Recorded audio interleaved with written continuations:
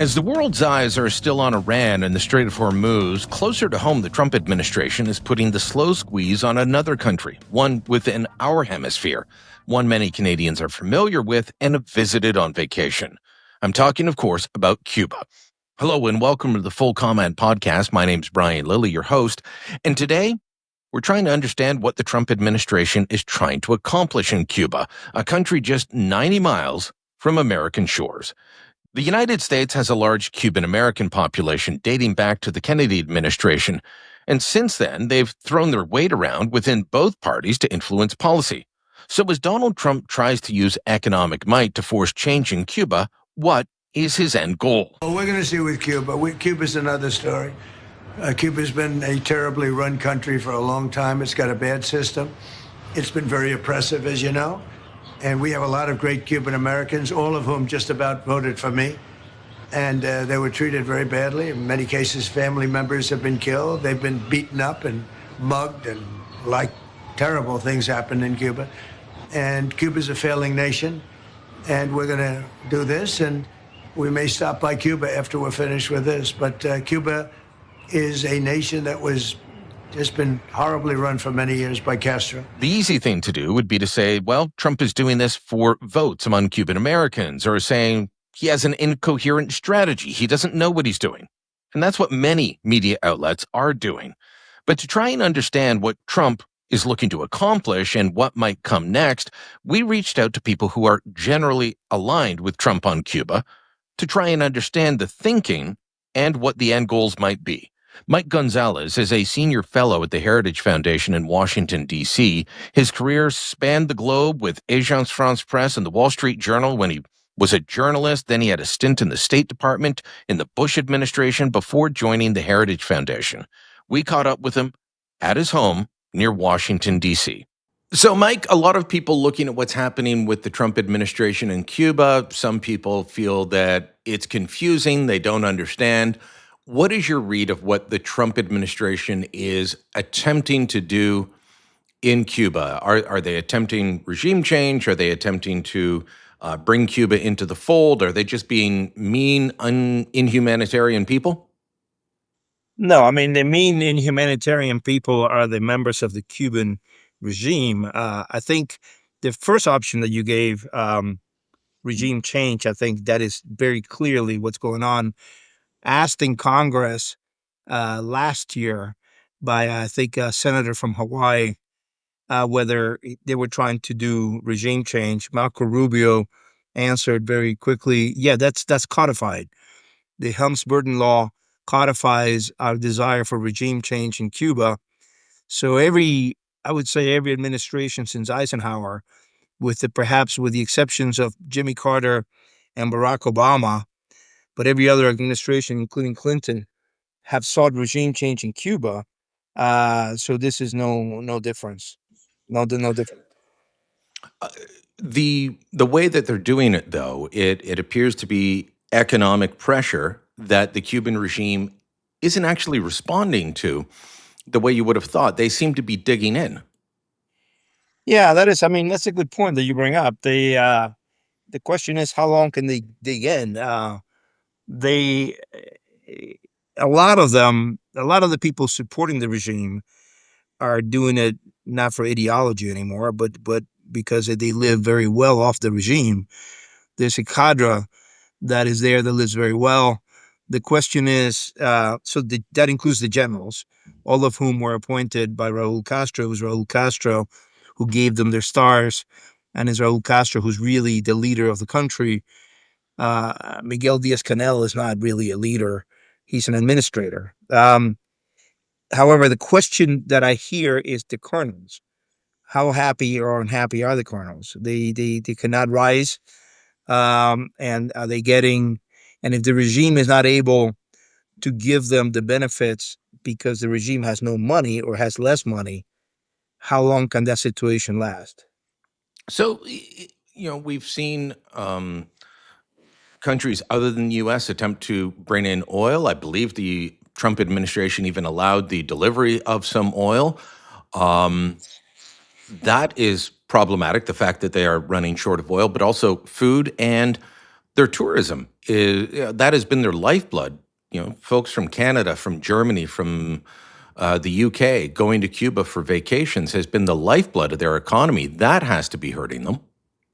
Yeah, I mean since I have a Canadian audience, let me just tell you that I think it's shameful that anybody would go to Cuba under its present conditions there. And a lot of it is, as you know, I'm not breaking news here.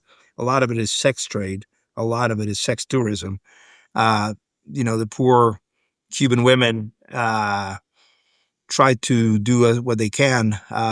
Some of them. Um, the food, Cuba is an incredible fertile place.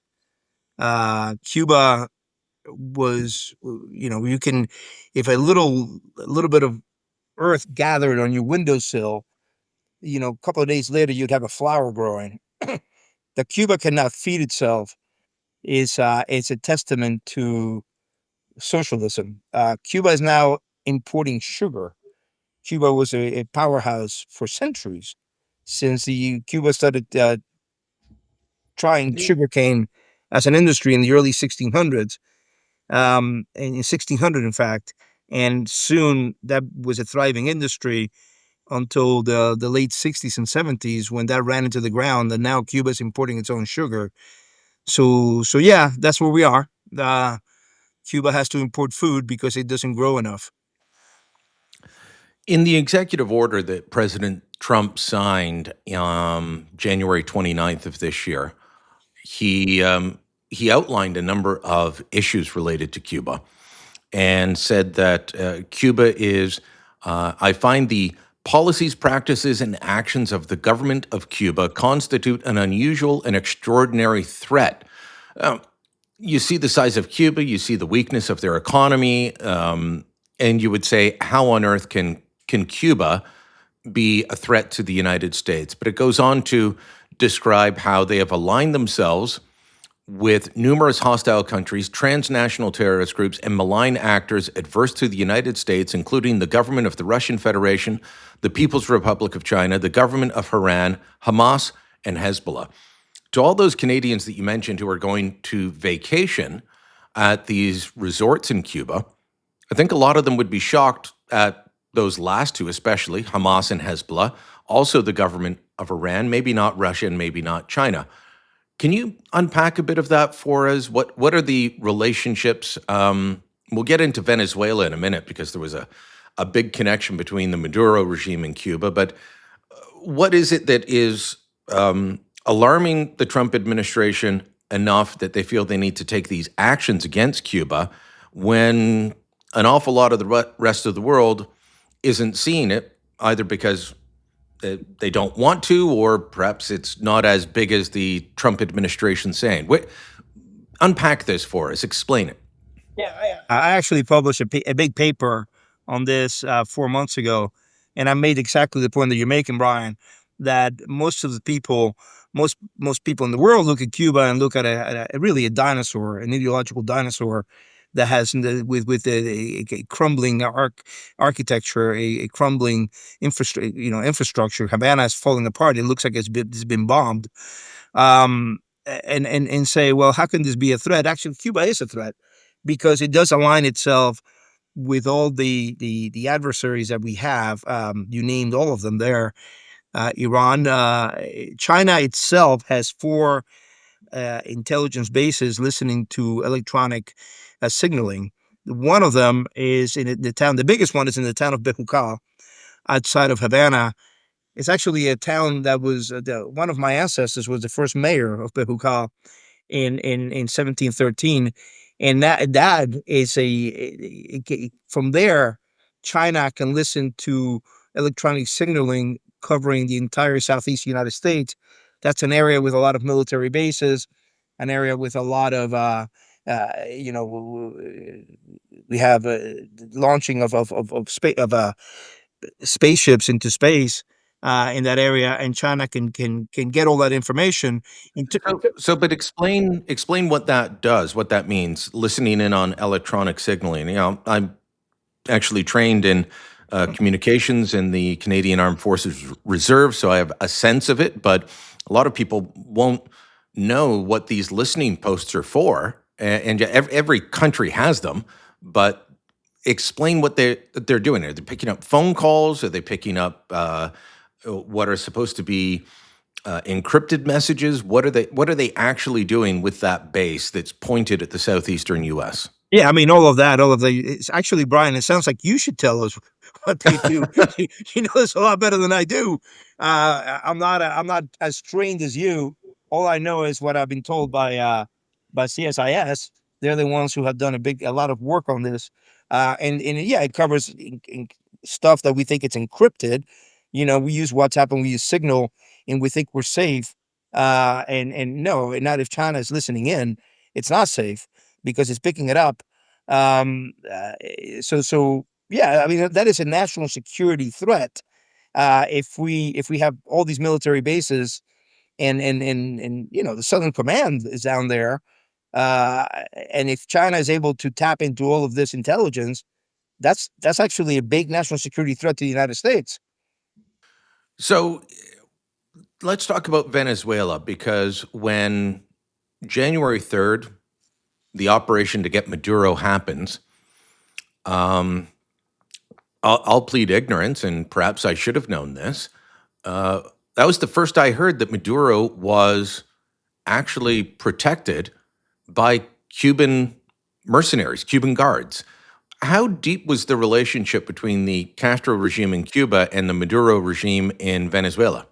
I'm very happy to answer that, but let's go back to the previous question as well because we left out some of the heinous things that Cuba does that are not listening posts.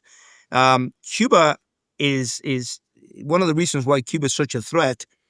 Cuba is actually deeply involved in instability here in the United States. For example, let me jog your memory back to April 2024 when we had all these demonstrations, all these pro-Hamas demonstrations on U.S. campuses, and we had the takeover of Hamilton Hall at Columbia University.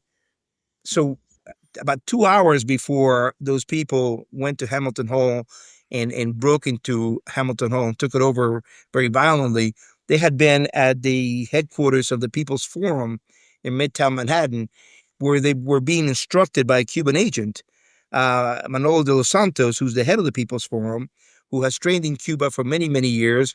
He gave them a speech. They had workshops on what to do. And then then they broke up and they said, now we're going to give you enough time to get to Colombia. And they marched on April 30th and took over. And it wasn't just that. The reason I'm zeroing in, focusing on the takeover on April 30th of Hamilton Hall is because that was the most graphic, but the whole demonstration had been orchestrated by these pro-Cuba groups. And in fact, that September, and I can share it with you later if you want, that September, the foreign minister of Cuba met with the activists in Harlem at the Apollo Theater. I have the video. I have the video of that meeting where you can see Bruno Rodriguez meeting and talking to the activists. So a lot of the stuff that happens on our street is really programmed in Cuba or trained people trained by Cuba. Cuba for 67 years, the 67 years of the Castro dictatorship, has had this pattern of training our adversaries trying to create harm to us. Now, on the question of Maduro, yeah, that was very well known. We kept talking about it. In fact, at one point, I think that one regional expert, a former foreign minister of Mexico, put the number, I think, at the height of 15,000 Cubans in Caracas running things. You talk about people who have been tortured or interrogated in Caracas, and they said that at some point somebody with a Cuban accent would come in and take over the interrogation. And that is not new. Let's not forget that John McCain talked about being interrogated by Cubans in Vietnam. So that is something that the Cubans have mastered. And we did know that the people completely around Maduro were not Venezuelans. Maduro, after all, was when Chavez was dying, there was a question of appointing someone else to replace him, and that someone else was Diosdado Cabello, the head of the National Assembly, And the Cubans said, this is going back to 2013, 2012, when Chavez died. The reason I mentioned both years is because there's a question of when he actually died, whether he died in December of 2012 or whether he died later on in 2013. No one knows. Um, and Raul Castro then already, even though Fidel hadn't died, Raul Castro said, no, it has to be Maduro. It has to be Nicolas Maduro. People describe Maduro as a simple bus driver. No, he was a bus driver at one point, but actually he was somebody also trained in Cuba by the Cubans, and the Cubans saw him as an asset. They did not. They did not trust the Venezuelans to keep him safe, nor did they trust Maduro not to flee. There's and I just remember the foreign minister's name, Carlos Castaneda, who again a regional expert. He and others have said that 2 years ago, Maduro actually wanted to leave. He wanted to say, well, yes, I'll leave. And the Cubans said to him, no, Mr. President, you are the president of this country. You go back to the presidential palace and act presidential. You're not leaving. And so there's a question of whether Maduro was kept in place, was being safeguarded by Cubans, or whether because he did not trust the Venezuelans, or actually the Cubans were making sure that he would not leave Caracas. You're making it sound like Cuba had colonized Venezuela. That is often said by Venezuelan members of the Venezuelan opposition who deeply dislike that Cuban presence in Caracas, and everybody talks about this. It's well known that Venezuela under Chavez and Maduro became colonies of Cuba. And we can talk about this for a very long time. I don't know how long you want to talk about it, Brian, but it goes back to Chavez in the real admiration that he had for Castro. Chavez saw Castro as the lodestar of revolutionary ideology in the hemisphere. Castro, on the other hand, having good authority, somebody, I don't want to mention his name, but a Nobel Prize winner that I know that met with Castro, and they were talking about Chavez and Castro. I'm talking about Fidel Castro now. He spoke very derisively of Chavez, saying he's not a cultivated man at all. He's very ignorant. But Chavez, on the other hand, adored Castro, and he set up this relationship, and that's when he started sending. That's when Venezuela. It was under Chavez that Venezuela started sending Cuba all this oil for free or at subsidized prices, and Cuba, having lost its sugar daddy, the Soviet Union, in 1991, all of a sudden, 10 years later, it goes through a special period. That's what it was called in the 90s. But then it finds Venezuela, which is oil rich, willing to support the Castro regime. So yeah, no, that's not new. People do talk about it as a colonial relationship. How detrimental is it for the Cuban regime, for President Diaz-Canel to have lost that Venezuelan oil pipeline? It's everything. It means everything, and that's the reason why we can have the situation that we have now, where the Trump administration and Secretary Rubio are making the demands that they're making. If Maduro was still in place, Cuba would still be receiving all the oil that it needs, and there would be no problem. The same family and regime continue to repress the population and stay in power as long as it wanted to. So there are talks, that's been confirmed. The Cuban regime, President Diaz-Canel says no regime change, but clearly that is what Secretary Rubio has said they want. That's what President Trump wants. Is it realistic that we could see some change, or what are the negotiating points that the United States is actually pushing for? Would the Trump administration perhaps accept the current people staying in power if there were certain changes made? Because, I think people that supported removing Maduro were a bit surprised that he left the rest of the regime in place in Venezuela. So could he leave the regime in place if enough demands were met in Cuba? So Rubio has been very, very clear on this point. He has said we're not going to have economic change unless we have a change in the political regime, because the reason why the economy is in shambles is because socialism doesn't work. It didn't work in Germany. It's not going to work in Cuba. Um, Is it they actually socialism anymore, though, or is it kleptocracy in Cuba? Well, it's socialism in the sense that private enterprise is not allowed, right? There is no price discovery mechanism. There's no, we don't have a supply and demand because people are not allowed to sell their own cows. They don't own cows. They don't own boats. They cannot go on the ocean and fish because you cannot buy a boat and you cannot own a boat. And the reason you cannot own a boat is because the government just assumes that if anybody with a boat will flee.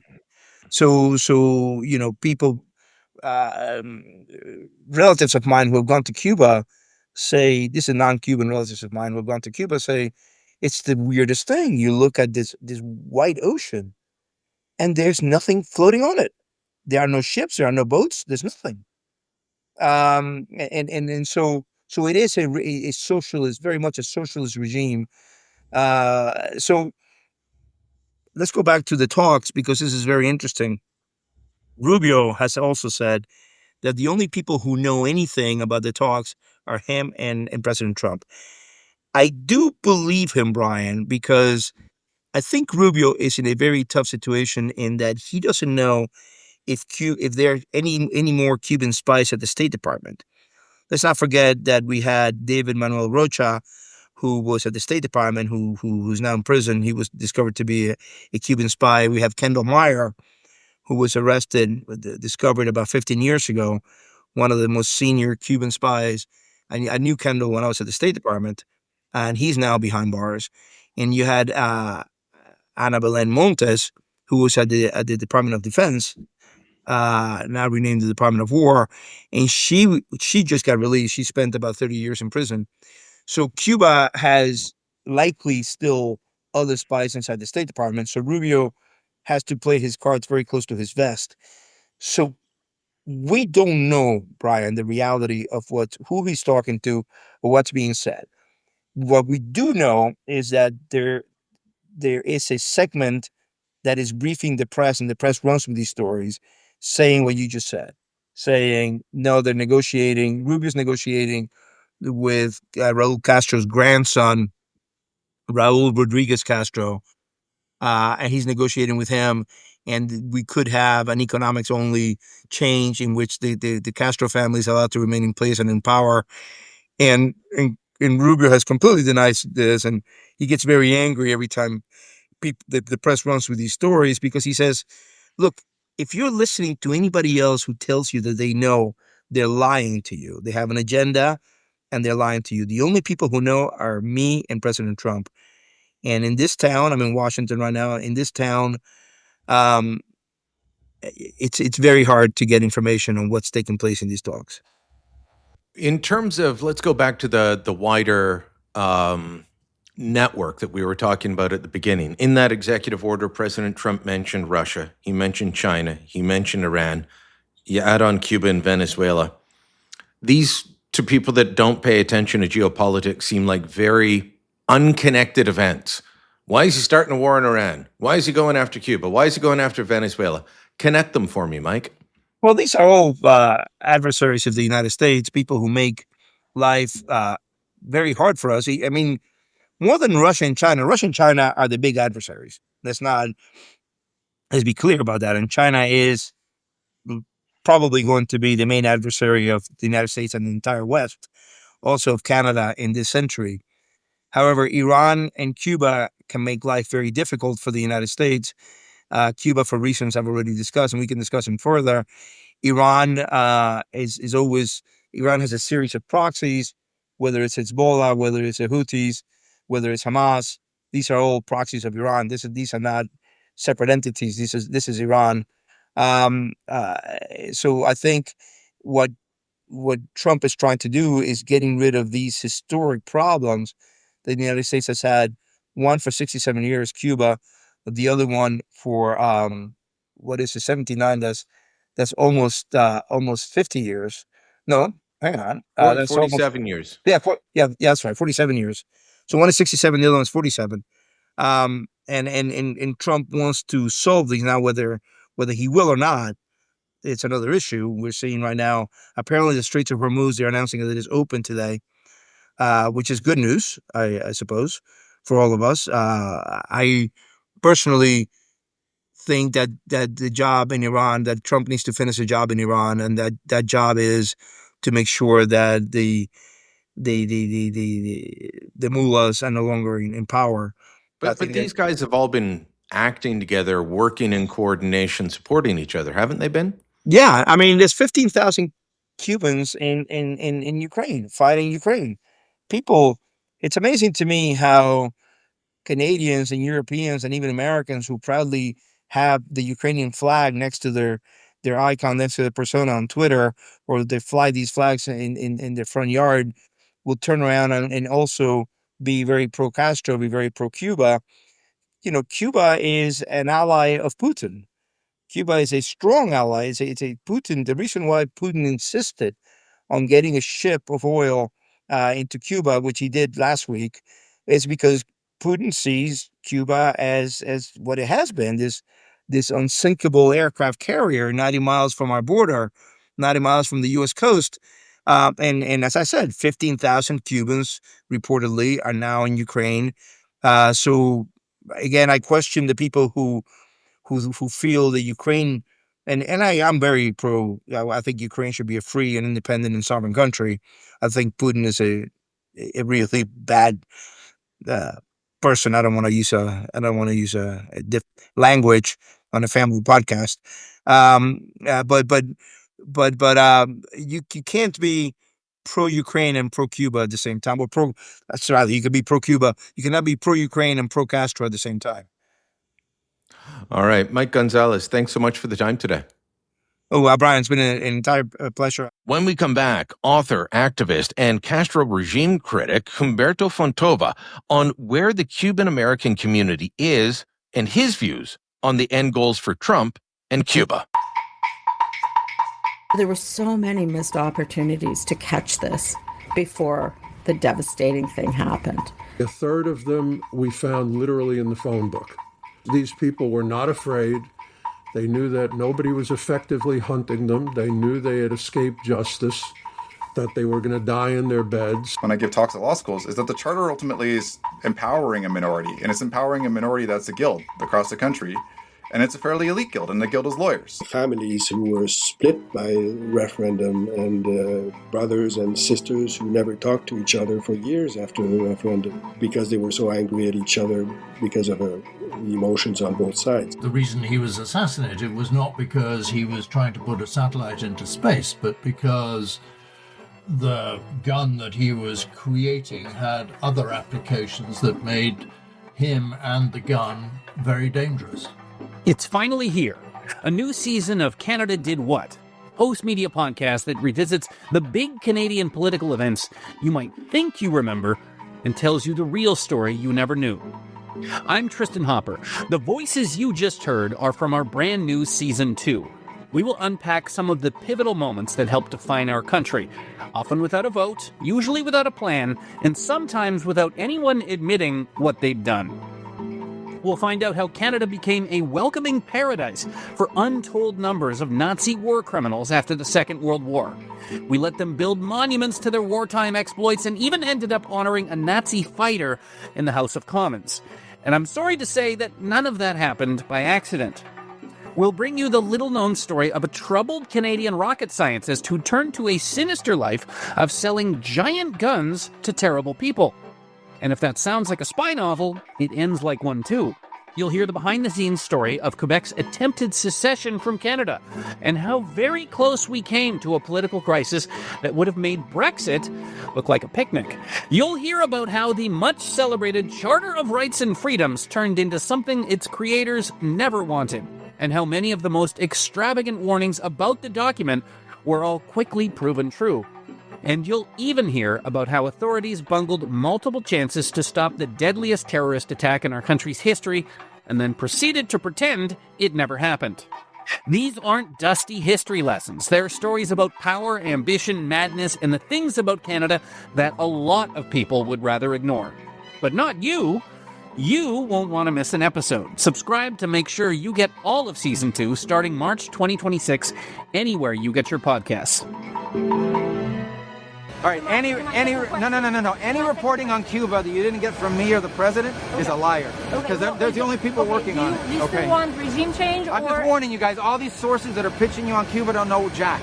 Okay? They're not in the mix. Okay. I promise you. They don't know what the hell's happening. Regime change, or would Yes. you be okay with an economic deal? What do you mean an economic deal? Look, Cuba's economy needs to change, and their economy can't change unless their system of government changes. It's that simple.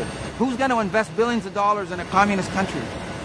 Who's going to invest billions of dollars in a communist country run by incompetent communists, which is even worse than communists? The only thing worse than a communist is an incompetent communist.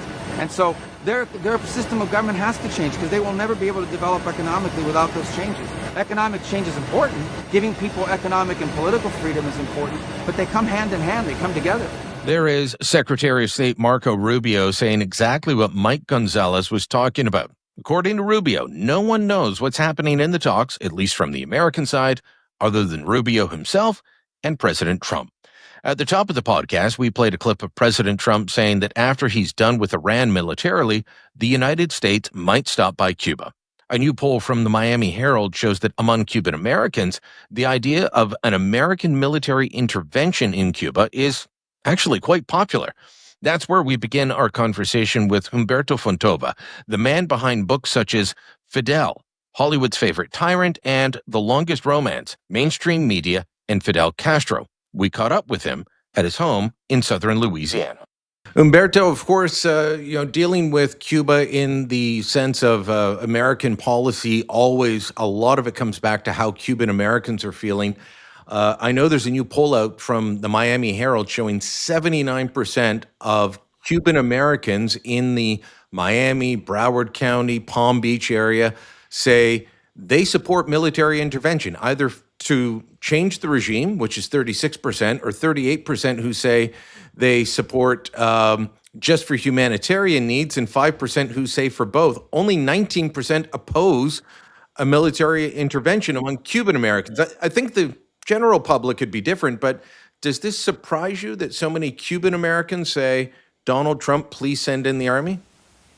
No, it doesn't surprise me. But like I said, what does surprise me is that polls by these same polling agencies back in 2015, 2016, when Obama was making his big push to open up relations with Cuba, apparently the polls at those times were always showing a majority of Cuban Americans backing Obama on those initiatives. Now, how can it happen? The only thing that's happened in these intervening 10 years is that even more Cubans have left Cuba. As a matter of fact, more Cubans left Cuba, I believe, in the last 5 years than came in the early 60s, which is when I came. I came when I was 7 years old. So it's interesting that you should have this shift. I don't think it is a shift.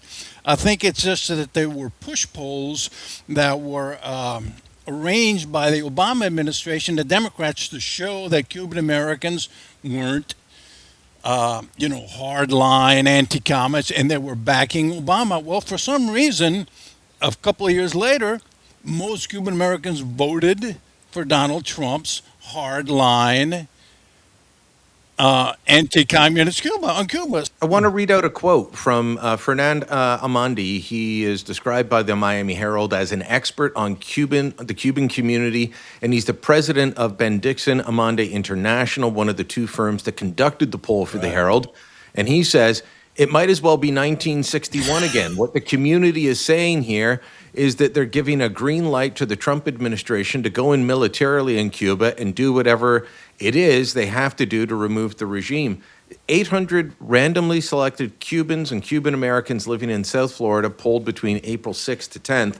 I mean, this is, saying, hey, we messed up in the Bay of Pigs, but let's go with military again. Do you think he will? No, I don't think so. They're trying to square the circle. By the way, you mentioned the Bay of Pigs. You do realize today is the 65th anniversary of I the did not know landing that. at the Bay of Pigs. Yeah, April 17th of 1961.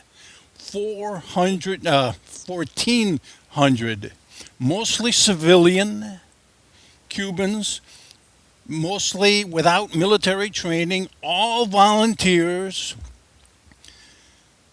fought against, in the coming 3 days, 21,000 Soviet-led and trained troops and inflicted casualties of 10-1. Of course, they were defeated because the Kennedy administration canceled the air strikes that were to knock out Castro's Air Force. But that's that's another show that we can do. But it's funny you mentioned that because that was exactly 65 years ago.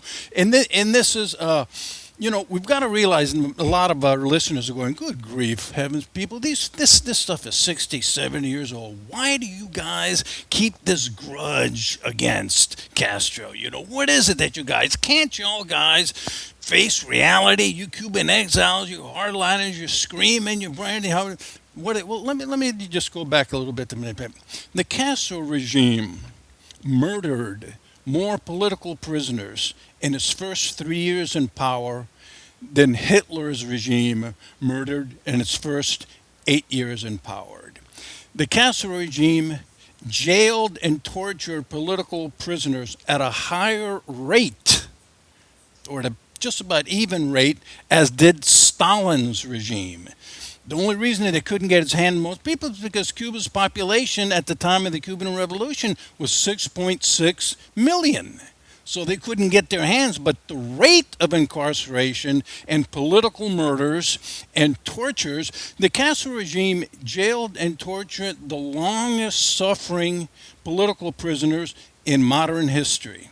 Many Cuban blacks suffered more and much longer and much more horrible incarceration in Castro's jails than Nelson Mandela did in South Africa. So that's just a little background so our listeners can realize why it is that we hold this grudge against the regime. We're just seeking justice, that's all.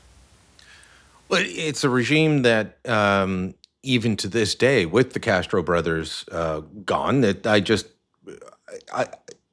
it boggles my mind that people in my line of work would go to Cuba, other than to report. If you're going to report as a journalist and show what's on the ground, I understand. But I know journalists who have gone for vacations there. They jail an awful lot of journalists there. You're not allowed to do the kind of work I do of critiquing the government in any way, shape, or form in Cuba. No, they vet you. The minute you put through the visa that you want to go to Cuba to report, you would say embedding Cuba and so forth, they fully vet you and they look at your background and they make sure that what you report is going to be favorable to the regime. And that was the whole theme of my latest Cuba-related book, which is titled The Longest Romance: The Mainstream Media and Fidel Castro. This romance started even before Castro and Che Guevara gained power. And as a matter of fact, Che Guevara thanks the media.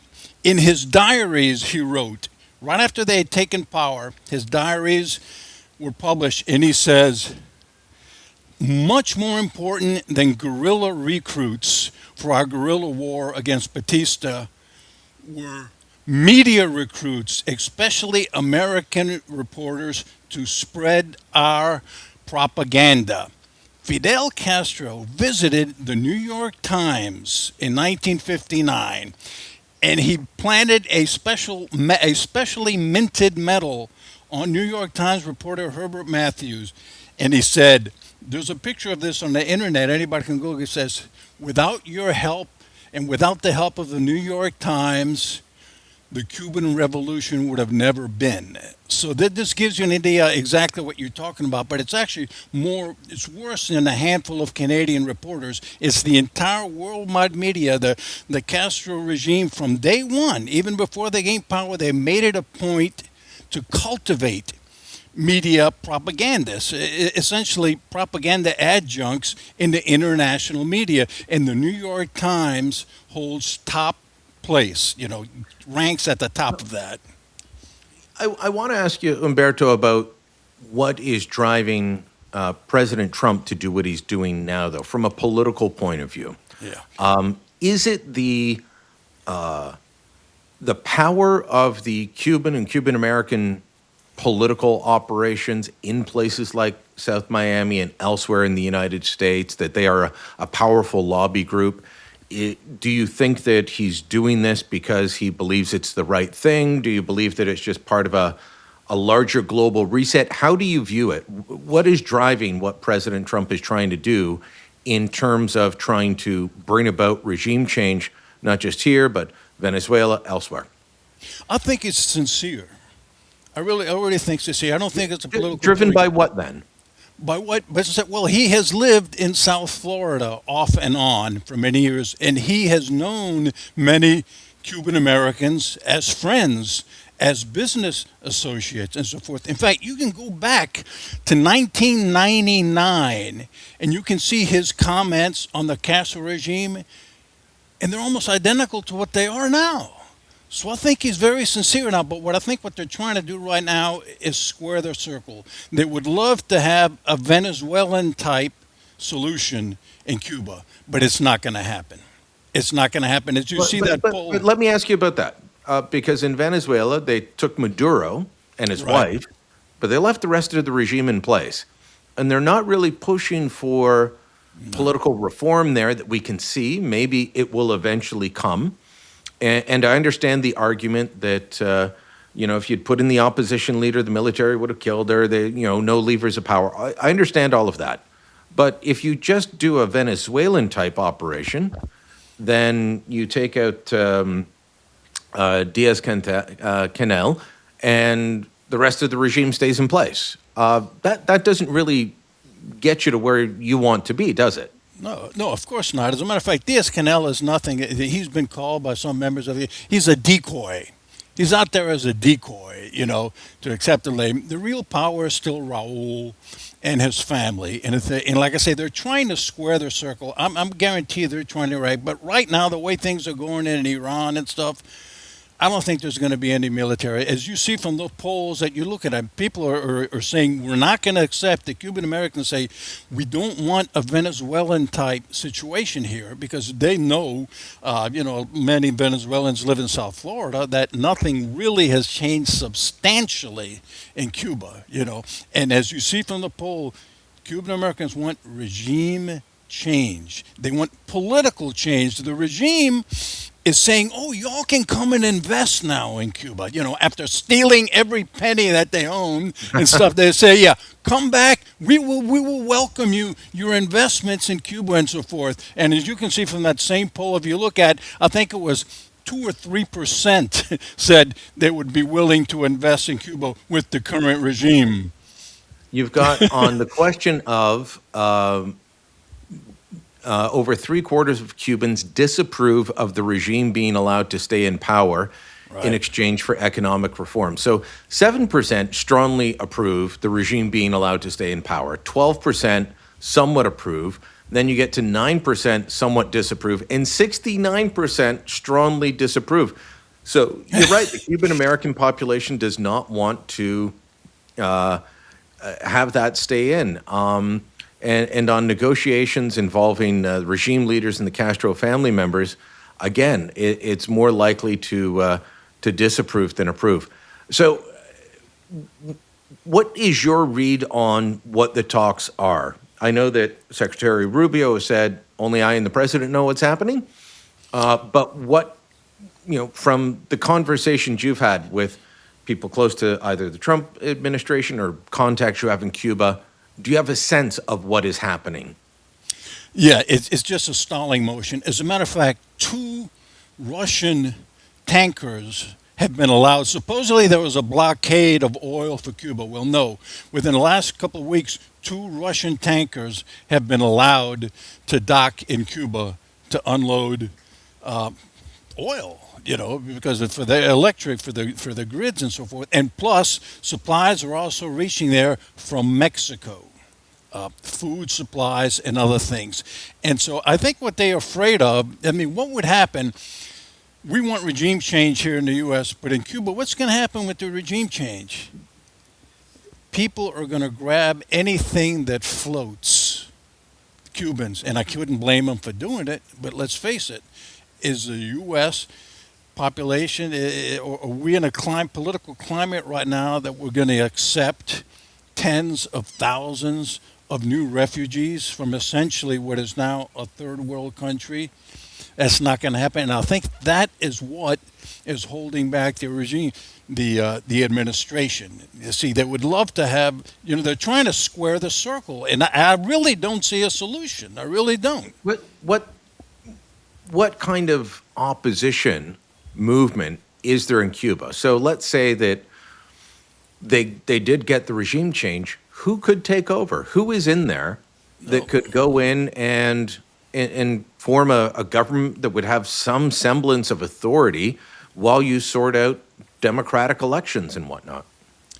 No, there isn't anything like that. There are some people, Rosa Maria Paya, in exile, but these are figureheads in opposition, brave people, and I admire them, but they have no experience in running a government. And let's face it, Cuba's rot runs a lot deeper than they did Venezuela's, because we had a full-fledged Stalinist revolution, 60 years ago. Venezuela had it was a gangster state, it was a failed, it was a narco-terrorist state. Cuba had a full-blown Stalinist revolution where the entire ancien regime was either executed, exiled, or jailed. So we've got to start from scratch in Cuba.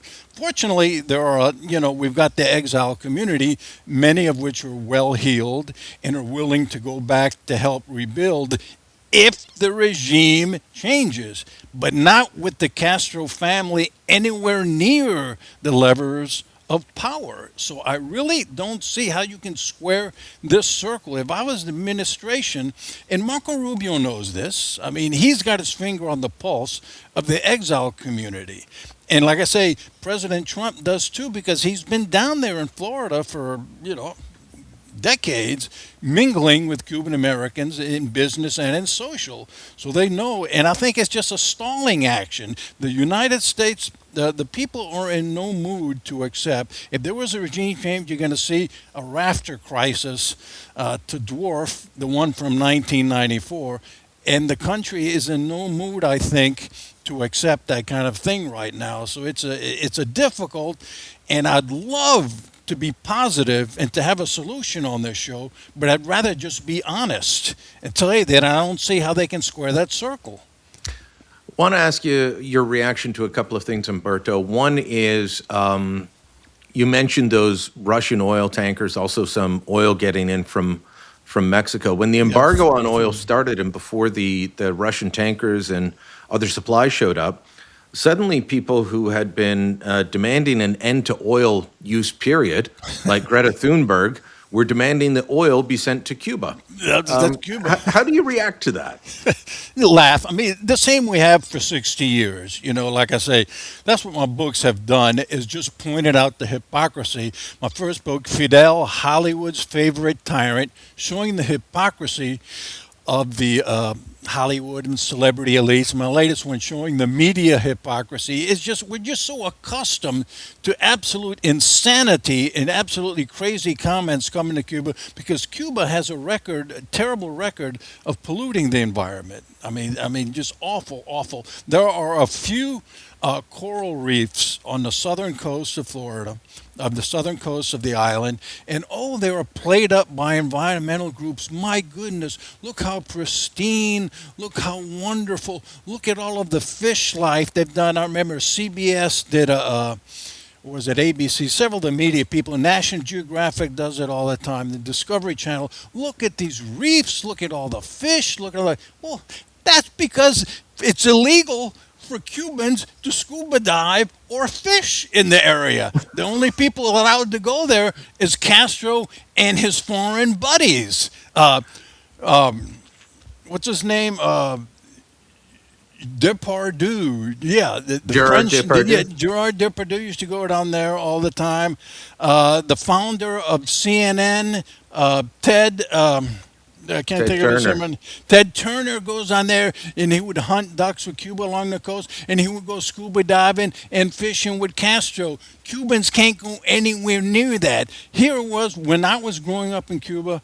I was born in 1954, but in the 40s and 50s, it was owning a boat and fishing was almost a birthright for Cubans. Well, now they say all of the fisheries are for exports, and nobody's allowed to go in there. Well, it's easier to have pristine coral reefs when you only let 3 people visit them, in 10 years. I remember several years ago, one of our great environmental activists, David Suzuki, here in Canada, was suggesting that we adopt Cuban-style agricultural practices because they're better for the environment. And my thought was, well, they will also lead to a complete collapse of production and starvation. So I'm going to say no. Final question for you. What would your message be for all the Canadians who are worried about what's going on in Cuba, not because they want freedom for the Cuban people, but they're worried about their cheap vacation being put off because of the economic and diplomatic political uncertainty down there? Well, I'll say you guys, not you in particular, but Canadians for the last 20 or 30 years have been one of the main props for the regime. And I'll repeat it, I'll stress again, this regime jailed, as I mentioned, jailed political prisoners that are rated Stalin, murdered and you say, well, yeah, but Humberto, that was 50, 60 years. It is essentially the same people running Cuba now that are responsible for these crimes. It is Raul Castro, his nephew and his grandchild, and the Castro family who essentially run what economy there is in Cuba. And Canadians for 30 years, 40 years, have been one of the main props of this regime. And it's interesting because you guys were one of the main opponents of doing business with apartheid South Africa. And I remember even the conservative governments back then were all for an embargo against South Africa while being against an embargo against Cuba, which jailed black political prisoners for longer and more horrible periods than did apartheid South Africa. So you are being hypocrites when you're going down there, and you have been one of the main props of a Stalinist regime for going on half a century. Well, it's a place I'd love to visit, but one that I won't at the moment. So, Humberto, thanks for your time. All right, thanks a lot. Anytime, amigo. The slow squeeze on Cuba will continue for some time. Hopefully, this podcast has given you some insight into what those close to the administration believe is happening. We'll continue to watch developments to see what comes next. Full Comment is a post-media podcast. My name's Brian Lilly, your host. This episode was produced by Andre Prue. Theme music by Bryce Hall. Kevin Libin is the executive producer. Please make sure you hit the subscribe button, share this on social media, and let your friends know all about us. Thanks for listening. Until next time, I'm Brian Lilly. There were so many missed opportunities to catch this before the devastating thing happened. A third of them we found literally in the phone book. These people were not afraid. They knew that nobody was effectively hunting them. They knew they had escaped justice, that they were going to die in their beds. When I give talks at law schools, is that the charter ultimately is empowering a minority, and it's empowering a minority that's a guild across the country, and it's a fairly elite guild, and the guild is lawyers. Families who were split by referendum, and brothers and sisters who never talked to each other for years after the referendum because they were so angry at each other because of emotions on both sides. The reason he was assassinated was not because he was trying to put a satellite into space, but because the gun that he was creating had other applications that made him and the gun very dangerous. It's finally here. A new season of Canada Did What? Post-media podcast that revisits the big Canadian political events you might think you remember and tells you the real story you never knew. I'm Tristan Hopper. The voices you just heard are from our brand new Season 2. We will unpack some of the pivotal moments that helped define our country, often without a vote, usually without a plan, and sometimes without anyone admitting what they've done. We'll find out how Canada became a welcoming paradise for untold numbers of Nazi war criminals after the Second World War. We let them build monuments to their wartime exploits and even ended up honoring a Nazi fighter in the House of Commons. And I'm sorry to say that none of that happened by accident. We'll bring you the little-known story of a troubled Canadian rocket scientist who turned to a sinister life of selling giant guns to terrible people. And if that sounds like a spy novel, it ends like one too. You'll hear the behind-the-scenes story of Quebec's attempted secession from Canada and how very close we came to a political crisis that would have made Brexit look like a picnic. You'll hear about how the much-celebrated Charter of Rights and Freedoms turned into something its creators never wanted, and how many of the most extravagant warnings about the document were all quickly proven true. And you'll even hear about how authorities bungled multiple chances to stop the deadliest terrorist attack in our country's history, and then proceeded to pretend it never happened. These aren't dusty history lessons. They're stories about power, ambition, madness, and the things about Canada that a lot of people would rather ignore. But not you.